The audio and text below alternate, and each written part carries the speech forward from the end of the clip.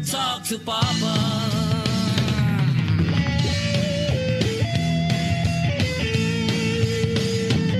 Hello po. Yun! Kala ko kung ano nangyari sa'yo.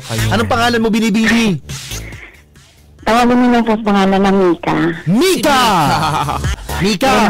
Anong problema? Balita ko may pinagdaraanan ka na. Talk to Papa na. Let's go, Mika! Ganito po kasi yun. May bayaw po kasi akong nasusumbong sa akin. Bay? Bayaw? Bayaw. Ang bayaw ay... Kapatid ng asawa mo.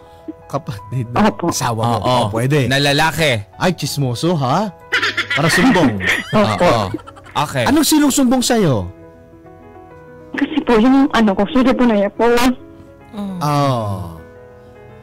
Sige. Ganito kasi yun.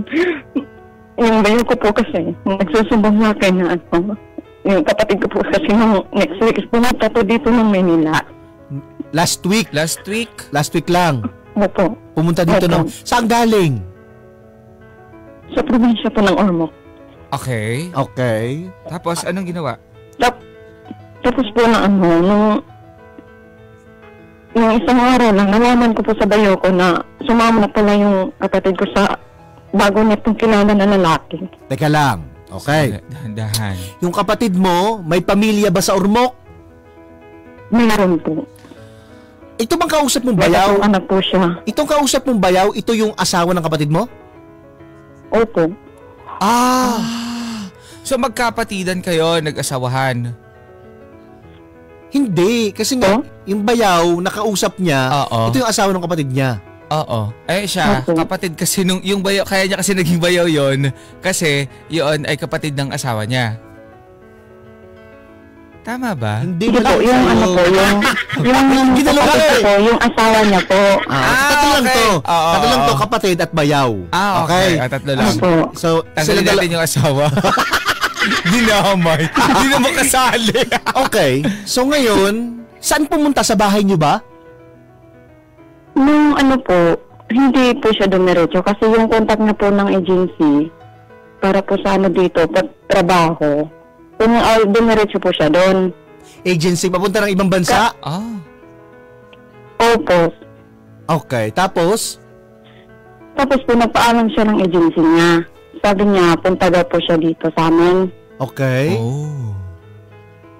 Kaso nga po, hindi siya pumunta dito. Dumiretso po siya sa bagong lalaking kakilala niya. Ito bang kakilala na to ay matagal nang may relasyon sila? Hindi po, ngayon lang po niya nakilala. Kasama pa po ng trabaho po sa bayaw ko. Anong kasama sa trabaho? Opo. Ayun bang bayaw ay nandito sa Maynila? Nasa Bataan po ngayon. So katrabaho ng Taga-Bataan. Asawa niya po. ng bayaw mo? O Opo. parang nagkakilala? Ang lalayo nila. Kasi po friends sila ng ano niya, asawa niya. Sa social media. Opo. Ay, matagal na Tapos yun. po, Nag-uusap. So ngayon, Ganito po kasi yun, ginamit niya yung account ng asawa niya para ewan ko, maglalandi po at ay bakit gagamitin pa yung account ng asawa niya? Oo. Baka- Magkakaroon ng access. Sa palagi mo, sino yung una ng landi? Yung kaibiga, yung katrabaho ng bayaw mo? O parehas po sila. Ay. Opo. Nakita po sila ng ano lang, kahapon lang po. First time? Opo, tapos sumama na. Ay! Saan dumiretso? Doon po sa Fairview daw po. Sabi ng lalaki sa akin, nag-chat eh. Minura ko nga po sa chat ko po eh. Nako, patay ka diha. Nagmamakawa po ako sa kanya. Sabi ko, may pamilya yan, may 3 anak yan, nag-aaral pa. Yung isang anak niya ng 6 years old, umiiyak to yung nag-aaral. Kasal ba sila? Hindi po, live-in lang po. Nako. So, ibig sabihin, pumunta ng Metro Manila, kunyari may agency, pupunta ng ibang bansa, pero, Diretso sa lalaki. ay! Nako, patay ka diha. Kawawa naman ang pamilya at asawa. Wala. Wala na ganun talaga. Baka kasi ang fresh kasi nung nakita yung katrabaho ng asawa. Parang, ayoko na pala pumunta ng ibang bansa. Dito na lang pala ako. Ay, nakakaloka naman yun. Hindi ako naniniwala na first time lang nila na nagkausap. Feeling ko, plano na nila yon. bago pa lang pumunta ng Metro Manila, ganito na yung plano nila. Yes. Ay, nagkita. Pogi. Sasama na ako dito, teka. Di ba? Puro na lang paghihirap. Puro na lang gutom. Pagod na ako sa buhay. Gusto ko namang maging masaya. Sarili ko naman ang uunahin ko. Feeling ko Anli yung isa. Hala. Nako. Anli ano? Anli pagmamahal. Anli rice. Naku mga kabuso, paano na to? Kaya nyo bang iwan ang inyong pamilya para sa pag-ibig na panibagong umuusbong? 3 ang anak, wala po sa Ormoc City, pumunta ng Metro Manila para magtrabaho sa isang agency, maaaring dito sa Pilipinas o kaya ibang bansa. Oo. Pero mga kapuso, ang ginawa ng kapatid ng ating bida ay sumama daw di umano. Saan? Sa ibang lalaki. Kaya naman pumunta po ang aming team. Para alamin kung ano nga bang nangyari. Nako. Feeling ko matagal nang plinano ito. Nandyan lang daw sa Fairview. Nagpaalam na yung lalaki. Oo. Nasa akin ang kapatid mo. Nasa matiwasay. Okay naman siya. Ay. Nako, ibalik natin ang ating bida. Hello? Okay. Yung kapatid mo, ilang taon na yung kapatid mo? Yung po 30 na po siya. 30. Matanda na. Hindi mo na, Mr. Pang, sabihin kung hindi niya alam kung anong tama at mali. Alam na alam niya. Hindi ko na po pinagsabihan kasi alam niya po kung anong tama sa kanila. Mag-aaway lang kayo, no? Ngayon, alam na ba ito ng bayaw mo? Tapos, siya po yung susundan sa akin. Okay. Bago pa nangyari ito, nag-away ba ang bayaw mo at ang kapatid mo? Hindi po, wala po silang away na pinag-anuhan. Kahit yung before? Yung Walang mga nakaraan? issue? History na ganyan? Hindi na po siya naka-ano ng kung kahit sampal o ano pong Okay. sa asawa niya. So matino ang iyong bayaw. Opo. Nasa lahi nyo ba yung ganito? Nasa lahi. Ano? Nasa lahi po. Ay! Nasa lahi nyo. Nasa lahi talaga. Bakit? Sino yung Marami. ganito? Oo, sa pamilya nyo. Side po ng lolo ko. Okay. Tagapagmana yata yung kapatid mo. Nako po, sinalo lahat. So ngayon, Yan. anong plan? Nakakausap mo yung kapatid mo? Ganito po kasi yan. Pinula po nalaman ko. Naka-block na po ako sa Facebook niya. Uy, syempre inunahan ka na kasi magtatanong tatawag kayo ng tatawag. Tsaka hanapin mo siya, pababalikin mo din lang naman. Oo, alam niya mangyayari. Minsan lang maging masaya. Bablock ko na to, ito'y panira lang. Tapos? Naka-block po ako sa kanya. Tapos sa yung bayaw ko, imbis na yung pera niya para sa mga anak nila, papadala ko sana doon sa Ormoc. Doon po niya binubuhay sa lalaki. Hindi, bayaw. Teka lang, mali yata. Yung bayaw mo, nagtatrabaho sa Bataan, kesa ipadala sa Ormoc, saan pinapadala? Hindi po. Yung bayaw ko po, nagpadala po sa asawa niya kasi gusto niya yung asawa niya po magpadala doon sa mga anak nila. Tapos, yung kapatid mo? Ang ginawa ko sa pera na hindi ko para sa mga anak nila, ginastos niya po sa lalaki. Ay! Baka naman nasa kanya pa, pinamasahe lang. Ito naman. Wala po. Wala talaga. Kasi ang tanong dyan, may naipadala ba doon sa mga bata? Wala. Kung wala, ay, pinamasahe papuntang Fairview. Nung sakot po ng bayaw ko noong 5 po, pinadanin po siya ng 40. Ibig na yung sa 3K yung nasa sa anak nila, yung binigay lang po sa mga anak nila 500, yung sa 3.5 po yung sa kanya. Ay, nakakagigil yung kapatid mo ha. Oo nga. Parang kulang sa bakuna. Aha. So ngayon, ang kung ganito yung siste, anong gustong mangyari ng bayaw mo? Gusto niya daw pumatay yung ate ko. Ha? At gustong? Kasi gusto niya pong makuha sa lalaki. Babawiin yung asawa niya. Opo, kasi kawawa po yung gusto niya. Habang po nasa klase, umiiyak po ng kapatid. Oo. Actually, wala nang problema doon sa bayaw mo. Doon sa kapatid mong may problema. Kahit pa ilang beses mo yung ibalik doon sa ormok, ay pagkaganitong kating-kate. Hindi ako pipigilan. Oo. Di ba? Given na yung desisyon niya ay iwan yung kanyang 3 anak at asawa at sumama sa lalaki, aba, ay malaking desisyon yun. Totoo. Di ba? Kaya nga po. Napag-isipan niya na yan at mas pinili niya yung lalaking taga dito Diba? sa Fairview. So ganito ang gusto niya. Sumama doon sa lalaki. Gustong bawiin ni Bayaw. Paanong plano niya? Para mabawi? Nagpatulong po siya sa akin. Kasi kapapanganak ko lang po. Wala, gusto i-chat lang. Pauwiin mo. Naka-block ka na ba? Alam niyo ba kung nasaan ngayon? Sa Fairview daw po sila ngayon. Ay malaki ang Fairview. Ang laki nun, te. Tsaka ang traffic. Kasi ginagawa yung MRT doon. Oo. So ibig sabihin, hindi niyo pa alam kung nasaan siya sa Fairview. Hindi po. Naku, tawagan si Papa Dudut.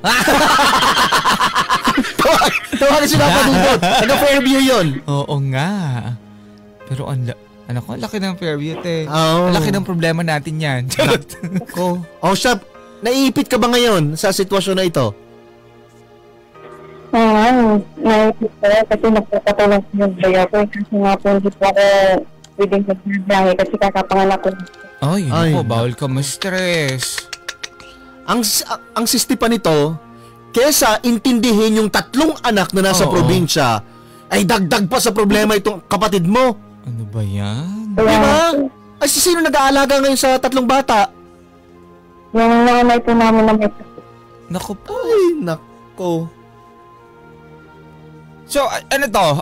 Nakakausap ba nung bayaw mo yung ano niya? Itong kapatid mo? Opo, pero paminsan-minsan na lang daw po. Ay, kahit Tumatawag lang po pag manghingi ng pera. Ay, ganun pa. Ganun. So, binibigyan pa rin niya? Sinabihan ko na po ngayon, huwag mo nang bigyan kasi nasa pangalan lang. Tapos dagat kasi hindi niya sa lalaki niya. ang tindi ng mukha ng kapatid mo, no? Oo nga. Sa Diba? palagay mo, kanino nagmana yan? Sa lolo nga daw. Sa lolo. Di ba? Wait lang, grabe naman. Ito naman po yung bayaw ko, yung laki ng gusto ng kapatid ko. Kaya yun, binibigyan po din kahit Nak- 500 daw. Huwag mo nang bigyan ko yun. Nasasama mo. Oo, Lalaki- sumama na sa lalaki. Nalalalaki ka tapos ano ko nanghihi ka ng sustento? Ang sarap mong elbowin. Ang Ang tigas isipin na ng lang niya, mukha. di ba? Ang isipin niya, yung mga bata, doon na lang ipadala yung pera. Kesa dyan sa kapatid mo, ay, sumama sa lalaki, di yung lalaki bahala. Di ba? Kaya nga po eh. Nanggigigil ako dyan sa kapatid mo, ha?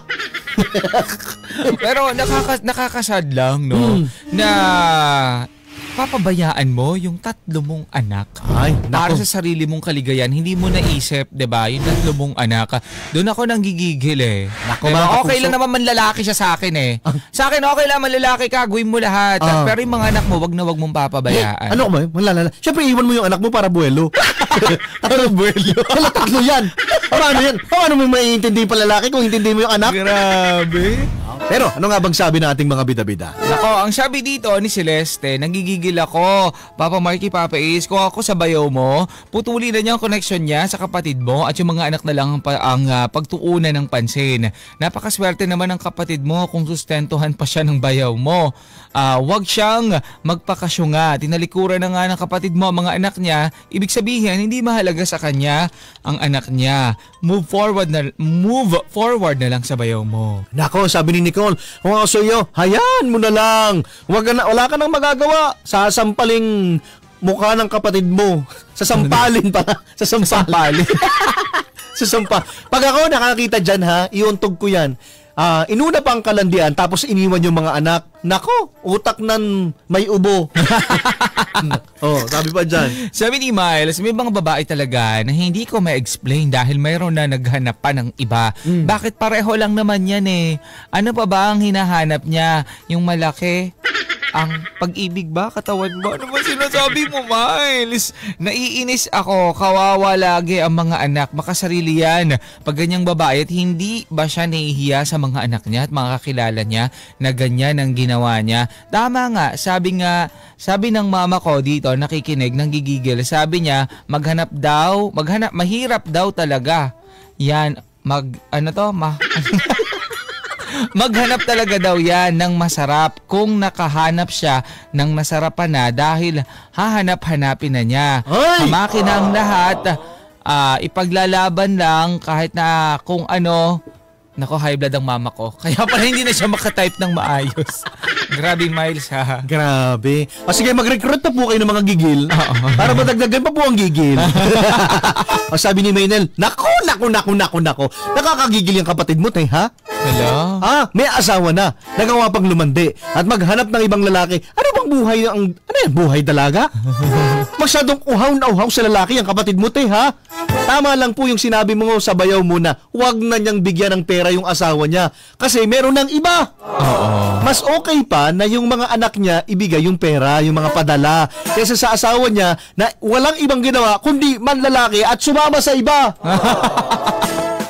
Yung puso mo ha, Maynel. Hoy, baka atakihin ka dyan. Pero baka mauna ka. Hindi ka mabot ng Valentine's. Diba? Dapat medyo kung tayo ngayon medyo relax lang. Kasi syempre, kailangan beautiful ka bukas. Yes, hindi ka stress. Oo. Nako, hirap niyan. Eto, si Nasha. Andito ako ngayon sa Fairview. Saan ba yan si Ateng? Nang masabunutan, masipa at matadyakan. Hindi man lang naawa sa mga anak. Parang hindi nanay. Sabi ng mga katrabaho ko, mag-comment daw ako. Sila yung gigil tapos ako yung pina-comment. Ako si Jasmine din, ganyan din ang sabi ni Jasmine. Anong sabi niya? Kuha ng kapatid mo yung gigil ko, mga 3 months. Hulo? tatlong buwan? Nakuha ng ilang minuto lang. Pasensya na, Jasmine, ako nang humihingi ng kwan sa'yo, ha? Nang sorry, ha? Oy! Di 3 months kang kuwan, miserable ang buhay mo. Si Rowena. Gigil. Ganyan din yung hipag ko. Naghanap ng iba, iniwan ng kapatid ko, nakipaghiwalay siya kasi OFW siya. Napapagod na daw siya. Siya naman tong may gustong mag-abroad. Siya, wag ka pakampante. High-tech na ngayon ang karma. Oy! Naku, sinasabi ko sa inyo. Lagot! Sabi ni Rowena. Alam mo, makikita mo talaga ang kulay ng tao kapag may pera na. Oo. Katay mo yun, Yes. Yan, di na kapag hiwalay na. May pera na ako Ayoko nang magtiis pa. Naku, si Chris, kukurutin ko talaga yan. Uy, wag naman. Saan mo kukurutin? Ay, ang dami. Julian, galit Grabe. Naku, ate, hambalusin ko ng talong yung kapatid mo. Nakakagigil. Yung bagong harvest, no? Para matibay-tibay. Talagang, alam mo, pipili ako ng malaki-laking talong. Pagkakagano ko sa mukha niya. Pak! Tapos yung panghuli. Nakakaloka. Grabe naman yan. Nako, mga kapuso, ha. Baka makita niyo po dyan yung kapatid, ha. Kailangan po ng 3 anak.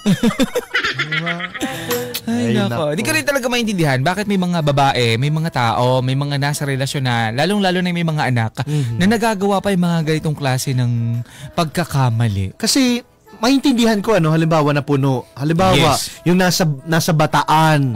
Siyempre, hindi mo naman control dyan. Napagod, kung saan sinusuko.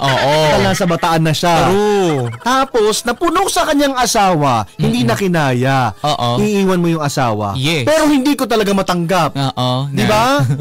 Na iiwan yung 3 anak. Yung anak kasing iniwan. Kaya ito nga ng mga bida-bida, gigil dahil yung Anong klase kang ina? True. Di ba pwede pa yung maintindihan pa eh. Oo, kung hindi ka na talaga masaya, Oo. napapagod ka na, parang gusto mo namang unahin yung sarili mo at unahin mo yung mga anak mo, ganun. At saka malalaman mo kung mahal ka talaga ng lalaki Yes. kapag binitbit mo yung 3 anak dun sa lalaki. True. Kami pala yung papakainin mo. Pero yung ganito, naiiwanan mo yung 3 mong anak sa ormok. Iiwanan mo sa nanay mo na may sakit. Ay! Para lang manlalaki. Mm. 'Di ba? Pupunta ka dito sa Maynila, magstay ka sa Fairview, tapos wala ka rin naman palang pera, manghihingi ka pa ng pera dito sa asawa mo. 'Di ba? Ang kapal ng mukha mo. Di ba ang dami niyang naperwisyo? Yes. Di ba? Yung pera na para sana sa mga anak niya, kinuha niya pa. Oo. Ay, Tsaka nako. kung talagang kahit isang araw lang tapos bumalik na ulit sa anak niya, kung ako yung asawa, maintindihan kita, ha? Sige. Tatanggapin kita, papatawarin kita. Isang araw lang, ha? Huwag ka papaabot ng Valentine's Day. Ay, nako, Rudy. Ang sakit. Siya, mga kapuso, ano nang desisyon ng ating bida? Ano nang gagawin niya? Bagong panganak. Naku po, na-stress pa tuloy. Sariwa pa yung tahi. Oo nga, inabok-abok. Charot. Hindi sana naman iwag. Okay, bagong anak. Tapos, stress yung asawa nagtatrabaho sa Bataan. Stress. Tapos, yung mga anak na stress din. Kasi nga, hindi napadala ng pera. Yung biyanan, stress din, may sakit. May sakit. Itong kapatid, stress din, mabagong panganak. Naku po. Yung asawa ay stress din. Kasi bakit niya pa iniintindi pa wala tayong luto? Ano, sumabog na ba yung mga gigil dyan? Sabi ko sa inyo. Relax lang po, inom po ng tubig ha. Kailangan mag-sunny buwersa po tayo. Tapos mag-recruit pa po kayo ng iba. Para yung mga ganitong klaseng problema, ay nako magising-gising naman sa katotohanan. Oo, baka meron dyan for sure yung iba dyan nakikinig ngayon. Iniwanan din yung anak. O ikaw, saan ka patitingin? Ikaw na yun. Naku po. Kamusta ka na? Masaya ka ngayon? Oo. Ito yung mga desisyon na pagsisisiyan mo bandang huli. Kaya habang wala pang Valentine's Day, uwi na. May chance ka pa. Kung nakikinig man itong kapatid mo, sagot ko na ang pamasahe papuntang Ormoc. Yan. Umuwi lang siya. Magkano pamasahe papuntang Ormoc? Hindi ko alam eh. Ano ba yun? Saan bang Ormoc? Ormoc, basta sa Pilipinas yan. Okay. Maraming salamat, Papa Isa, nakatulong Ang ka. laki ng tulong mo. Basta kung nakikinig man siya, dyan po sa Fairview, itong kapatid ng ating bida, kapag isipin po niya na babalik po siya ng Ormoc, sasagutin ko na ang pamasahe. Pa-hotel mo na rin, Pops. Pa-hotel? Oo. Sino sasama sa hotel? Solo lang siya, syempre. Solo lang. Baka kasi magsama. Hotel, hindi kasi bukas na kasi ang Valentine's Day. Ay, hindi na siya aabot. Medyo kinakabahan kasi ako. Kapag nag-hotel siya, yung asawa niya nasa Bataan, yung isa nasa Fairview, yung isa yung kasama niya. Masisi pa ako. Pamasahe lang. Okay. Oo. Nasa ano? Nasa? 2-3. Bus yun.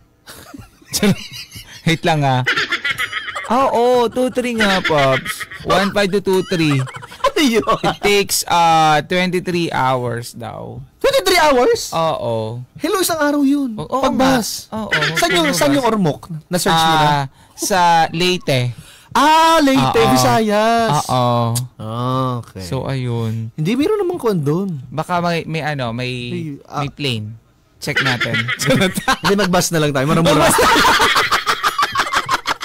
Pagudin natin siya. Bakit di ba ang goal mo umabot siya sa Valentine's? Hindi siya aabot.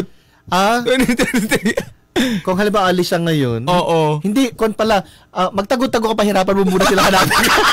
Saka ka na umuwi. Pero ako ngayon ang priority ko yung mga bata. Yes. Kasi may sakit ang nag-aalaga. Ako muna, pupunta ako sa Ormoc, malayo ang Ormoc. Yes, malayo. Sa Bataan eh. True. So yun muna yung priority ko. Huwag mong padalhan ng pera yung babae na yan, ang kapal ng mukha. Nang lalaki siya, walang pera, humihingi pa sa'yo. Diba? True. Walang Stop na. sobrang kapalan talaga. True. Yun muna lang muna, no? Yes. Tapos ngayon, tansyahin mo yung sarili mo, no? Kung bibigyan mo pa ba to ng chance or hindi na. Pero malamang, nandun tayo sa kwan eh. Malaki yung posibilidad na patawarin mo ito eh. Oo, so, tsaka... tansyahin mo yung sarili mo. Pero feeling ko hindi pa ito uwi. Matagal pa to. Oo. Hindi ko kasi, tsaka nakapag-desisyon na to na sumama Sana dito sa lalaki. pag-isipan niyang mabuti yung mga desisyon na ginagawa niya. No? Wala eh. Ay, ito kasi naman- nakausap na yung yung, di ba? Nasa Fairview ako. Oo, nasa Fairview ako. At saka, yung moment na i-block mo yung kapatid mo, gets mo na. True. Di ba? Siya, ibalik natin ating bida. Hello? Hindi po. Nako tinawagan na namin ng atensyon ng mga bida-bida sa Fairview. Para matulungan. Sagot ko na yung pabasahe papuntang. Magkano pamasahe papuntang Ormoc? Pangbas po kasi dito galing mga ano po 3 plus. Okay lang. Ay, 3 plus. Okay lang. 24 hours nga, tama. Opo, Kasi sasakay pa isang ng gabi barko saka isang araw. Isang gabi at Opo. isang araw. Oo nga. Opo. Pwede mo lang dumangoy na lang. Pero kapag ka magpe-plane. Magkano? Ano po, Manila to Tacloban. Tacloban sa Baobab. Magkano ang pamasahe? Sa ngayon po, 17? Mura-mura. Mas Sige, mura pa. na lang tayo. Mag-17 Aeroplano, na lang. nakatipid ako ng Aeroplano. 1.3. Kaso pagbaba mo ng Tacloban, Ay, mamamasahe pa. Ganun din. Opo, van papuntang Ormoc. oo. Yung kapatid mo na yan, no? Nakakalo. So, anong plano mo nang gawin? Yun nga po, hindi ko po na. Siya. Ikaw, intindihin mo muna yung katawan mo, Yes, ano? yung sarili mo. At may sarili siyang isip. Alam niya True. kung anong tama at mali, ha? Ang gawin mo na lang, alamin mo na lang yung sitwasyon ng mga anak niya kung gusto mo siyang tulungan. Oo. Pero siya mismo, huwag mo na siyang kontakin kasi uuwi yan kung gusto niyang umuwi. No? Yun nga po. So, check mo na lang yung nanay mo na may sakit. Na Saka yung nasa mga probinsya. pamangkin mong tatlo. Kung gusto mo talagang tumulong, kunin mo doon at pakainin mo dyan. At kung gusto mo talagang tumulong, bigyan mo silang pera. Charot. Yun po yung ginagawa ko. Oh, yun Kaya na. po nga po Oo. kami. Yun na lang.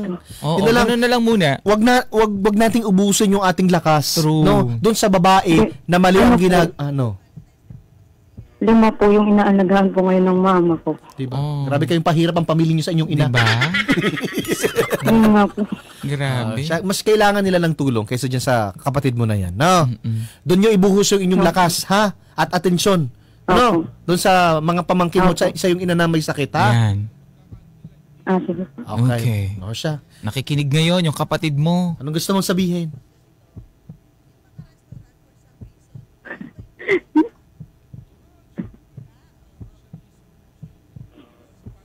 Ate, nalising ka man mo.